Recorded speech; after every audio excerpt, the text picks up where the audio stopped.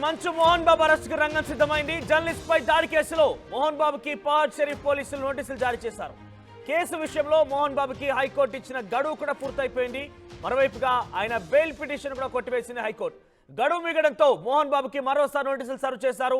ఇప్పటివరకు విచారణకి అందుబాటులోకి రాలేదు మోహన్ బాబు. అయితే మోహన్ బాబు కోసం పోలీసులు వెతుకులాడుతున్నారు. గడువు పూర్తయ్యే లోపు గనక విచారణకు హాజరు కాకపోతే అరెస్టే అన్నట్టుగా హెచ్చరికలు కూడా జారీ చేస్తున్నారు.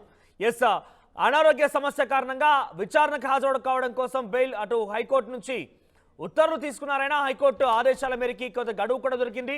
అయితే గడువు పూర్తయిపోయింది. ప్రస్తుతం ఆయన గడువు పూర్తి కాకమునిపై హైకోర్టులో క్వాష్ పిటిషన్ దాఖలు చేశారు. కానీ క్వాష్ చేయడం కోసం హైకోర్టు నిరాకరించింది. దీంతో మరోసారి గడువు పూర్తయిన నేపథ్యంలో నోటీసులు సర్వ్ చేశారు పార్ట్ షరీఫ్ పోలీసులు.